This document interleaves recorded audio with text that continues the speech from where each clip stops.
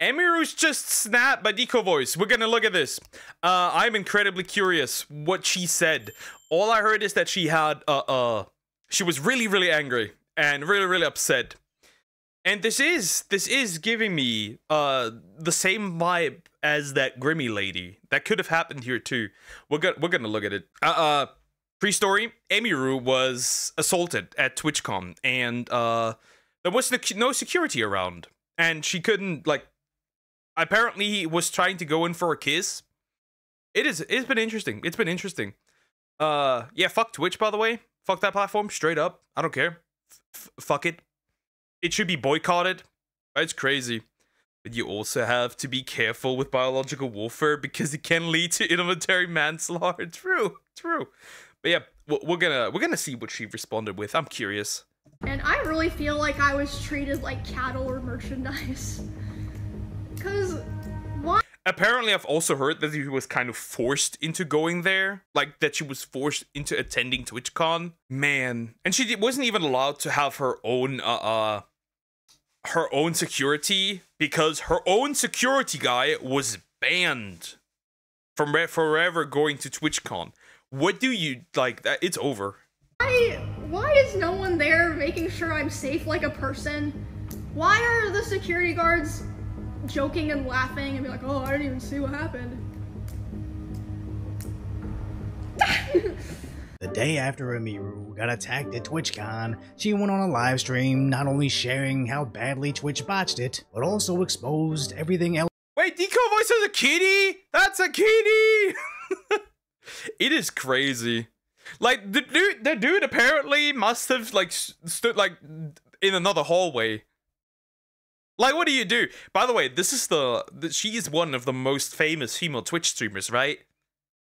And there was no security around. Again, I said this before. What is little Maria with her 50 viewers gonna do against Twitch? They can sue, like, she can sue Twitch. Else they're doing, sharing in detail. And there were also 2 dudes who were sexually assaulted a while back as well. And Twitch didn't do anything here either. How yesterday's attack went down. He grabs my face and he leans in and lips puckered tries to kiss me. And I start screaming. You can't hear it in the clip, but I'm fucking screaming my— Yeah, surprise, surprise. Of course. Of course you would. It is crazy. At this point, I'm like, if you are a Twitch streamer, just fucking dual stream at this point. Just do it. Just do it. What is keeping you from dual streaming? Twitch can't stop you. Nobody can stop. What is keeping you from dual streaming at this point? I know that, I don't know if Lucine is still here. I know she's she's a streamer on Twitch, but yeah, nothing's stopping you. Of course, like, fan base, right? You need to consider this, but the only bad thing that could happen, right, that they're gonna split up. Like, some are gonna stay on Twitch, some are gonna move to YouTube, but yeah. Head off, and then my security, Twitch's security is like nowhere near me, nowhere to be found. I can see them, but they don't do anything. My security jumps up and shoves the guy away from me and is like, get the fuck out of here. And he's allowed to walk away and leave. The Twitch security, like, kind of, like, got together after that and we were like, wait, what happened? Oh, I didn't even see what happened, haha. And just, like, started talking about something else. I've contacted the police, they're gonna come talk to you about pressing charges, etc. They're trying to find the guy, they haven't found him. I asked them, you know— They haven't found him, so there's a weirdo running around. There's a sex pest running around. Oh, goodness. Great. You know, like, what are they gonna do about this? And you know what they said initially? They said, oh, well, he's banned from the platform for 30 days. That's a yeah. Accurate. He's banned from the platform for 30 days. That's an accurate face. What? What? Wow, he's banned from Twitch. I can't do this anymore. This platform, the people running this place are retarded beyond belief. This time actually retarded derogatory. There must be something wrong in the head with these people. Like, what the fuck? What is that gonna do? What is that? Wait a minute. The dude is banned from the platform. Do they even have his username? What is going on, dude? Oh, that's crazy. That is crazy work, bro. It's crazy. Nothing. What? No one gives a fuck if he's banned on Twitch or not. Like, I think I just had a stroke. I'm just like, at this point. At this point, I'm like, bro. What the fuck? What the fuck? Just shut down Twitch immediately. Just shut it down at this point. Oh wow, he can't watch Emiru for 30 days. What is he gonna do? we're talking about the convention here. So they change it to indefinite. Takes an hour for that to happen, by the way. These two people are the head of security for Amazon and the head of risk for Twitch. Later the same night, I'm not gonna drop names here because I wasn't there, so I didn't see it. But I had multiple people tell me that key Twitch representatives last night were out partying. Okay.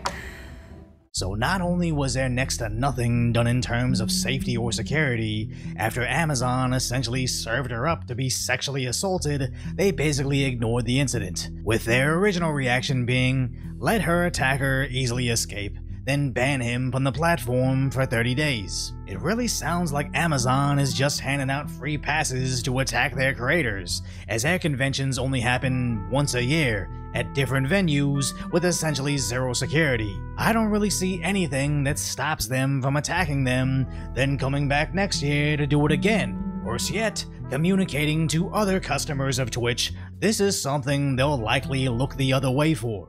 The security guard who pushes the guy away is my security. The woman who pulls me to the back, my manager. If you're a small streamer and you don't have those resources, or someone in your line's not— Wait! I thought that was Twitch's that's her security? Wait, so the security that pushed him away was not Twitch's security. It was her security. Not only that, that means Twitch's security was not around. They also lied because they said there would be law enforcement. There was no law enforcement, dude. filming. What the fuck do you do? No one would have known. Get a few kisses? Like, it's actually fucking insane. Like, I'm genuinely angry. Like, I am not an angry person.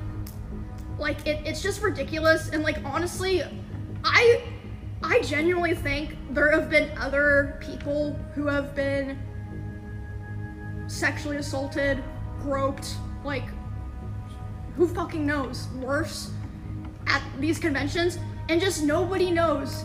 Because like I said— Yeah, there were two male streamers at one point who a dude was just coming up to them, and like one he was kissing the hand, which was weird, and then the other one he just like snuggled up to him. It looked like he was licking his nips. It's just really weird.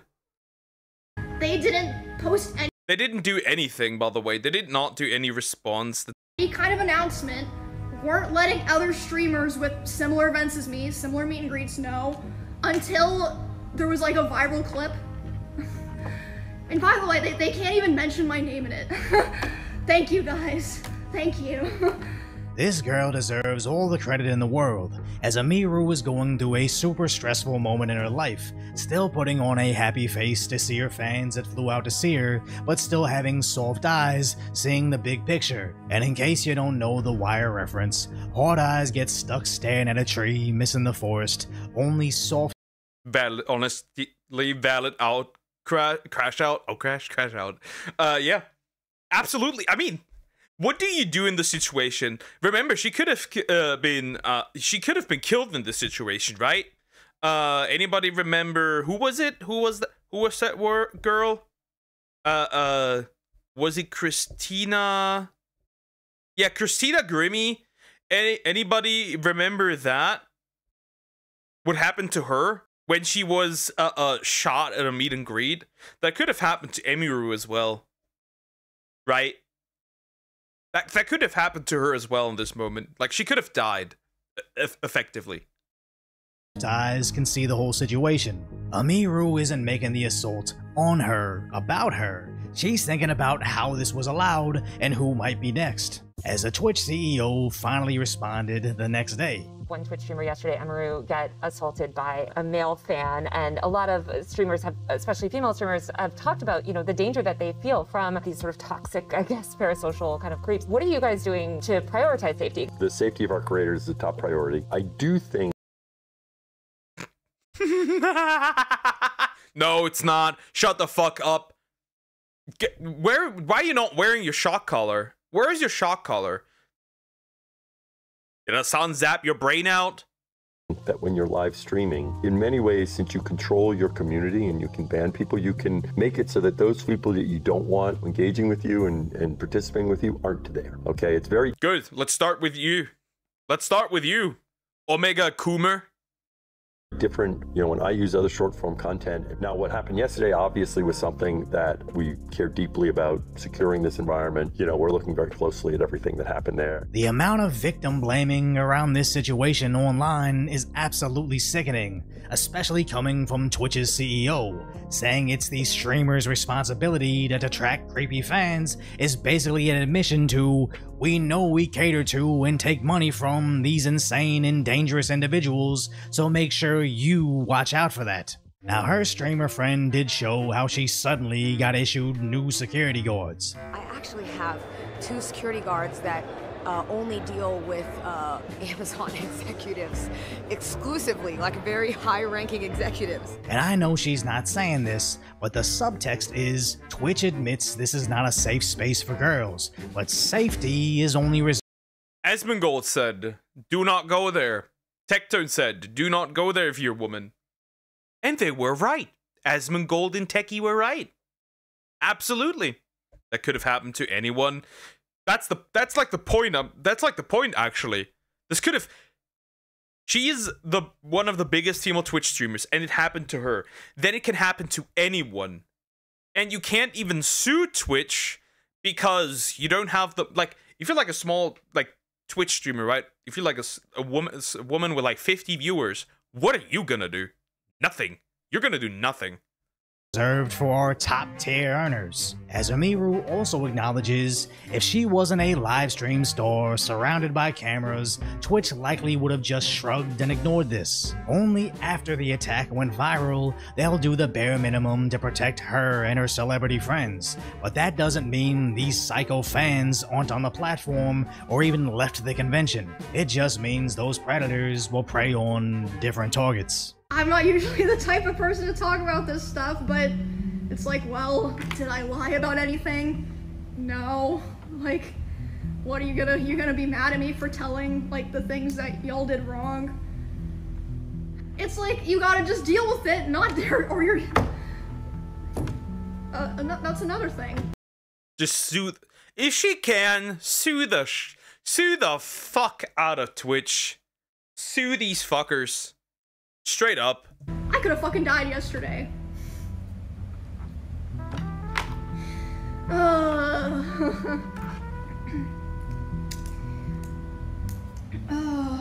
I don't know this girl, but I genuinely hope she gets help through this, as this was a 48-minute live stream that I'd significantly trimmed down, and it's filled with moments just like that. As I've sporadically spoken about when a guy tried to stab me back at my old job. And it's just weird how your brain makes you think you're okay. You can casually talk about it and laugh it off the same exact way Emiru is, but sometimes you can be sound asleep and will just randomly wake up at 3 AM in the morning, adrenaline pumping, almost ready to go for a sprint, already sweating, because near-death experiences can leave lasting damage not even you know you have, and it's really hard to get past that. this could have been another Christina Grimmie situation. That's the crazy part. Yeah. What do you do with that? That's gonna be a few sessions of therapy. When you're still stuck in the brave face for your friends phase. Any person can be walking on the street and get assaulted. Like, yeah, it's fucking horrible. It's fucking horrible. But why do I have to worry about that happening at the convention for the place that I work? Because a lot of these tickets are sold via meet and greets, like what I was doing. And I really feel like I was treated like cattle or merchandise. Cause why is no one there making sure I'm safe like a person? Why are the security guards joking and laughing and be like, oh, I didn't even see what happened?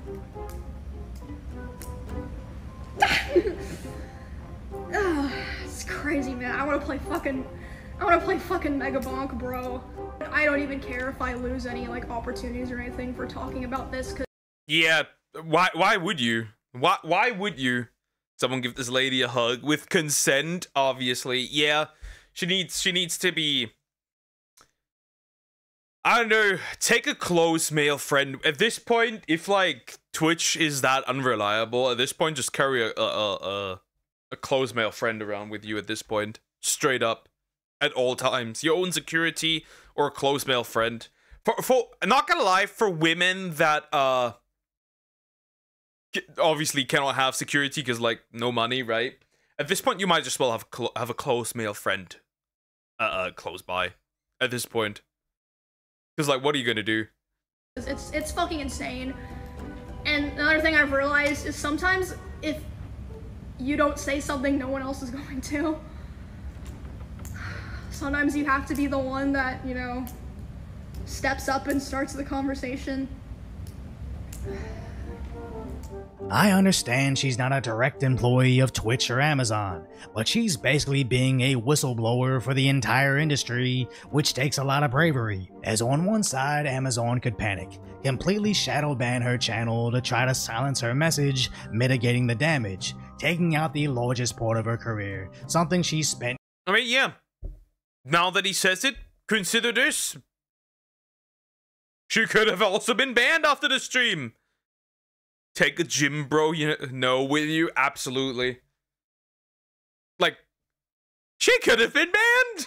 That's the crazy part. And it sounds believable that she could have been banned. Because Twitch has banned for less, like calling a fat woman a fat woman. years to build, all because she just wanted to save other streamers from going through what she did. And I know there's some people at Twitch and Amazon watching right now. Please just listen. Like, people aren't saying this for no reason. Like, I feel like you guys don't get it or something. Like, I could have literally been stabbed yesterday. Literally, like. I have also seen people asking if I'm like taking any type of legal action. I am pressing charges against the guy with the police. As for anything else, I don't know yet because I've been having my manager handle all of those like side conversations. So I have no idea, but I don't, it's just not okay.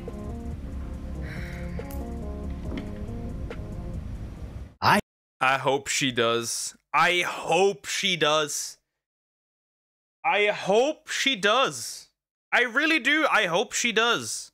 I hope so. I think she's definitely suing, and rightfully so. I just hope that not only does she get the bag after exposing them in a settlement, some other streaming site sees this as a once-in-a-generation opportunity. The YouTube version of signing Shohei Ohtani after she's demanded a trade, bringing in her fan base, and all her streamer friends exclusively to a new platform, finally putting the stake into Twitch, forcing them to fire their CEO, ban his shockingly bad favorite streamer, and most importantly, create actual consequences for not only what they put Amiru through, but the countless other people that also experienced assaults that Amazon somehow didn't care about. I mean, this likely has little to nothing to do with Amazon directly. I mean, they just like look at that and be like, okay. right? This is also in Twitch's responsibility, right? They literally said they would have law enforcement there. Where is that law enforcement, bro? Where is it? You take security very serious. Where is it?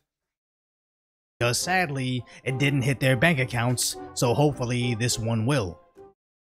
But if you appreciate my concise, sometimes lighthearted commentary on the tragic status that is today's reality, subscribe to Decoy Voice or check out my live streams on Decaf Decoy. It's just crazy. It's just crazy. And I do hope that she absolutely sues Twitch. Not gonna lie, I do hope. She's probably not gonna do it. But if she does, that'd be absolute cinema, and I'm here for it. Fuck that platform, straight up. Not gonna lie. New CEO, ban everyone that starts to do weird shit, right? The usual stuff. Clean out that entire platform. Dude, we are at the point where we have diaper fetish furries on the Twitch front page with 2.3k viewers. Diaper fetish furries. What are we doing? And why are we doing it? It is crazy. This platform needs to be either the fix it or the fucking plug should be pulled. That's how I see it. That's how I see it. Easy. Anyways, like, comment, and subscribe.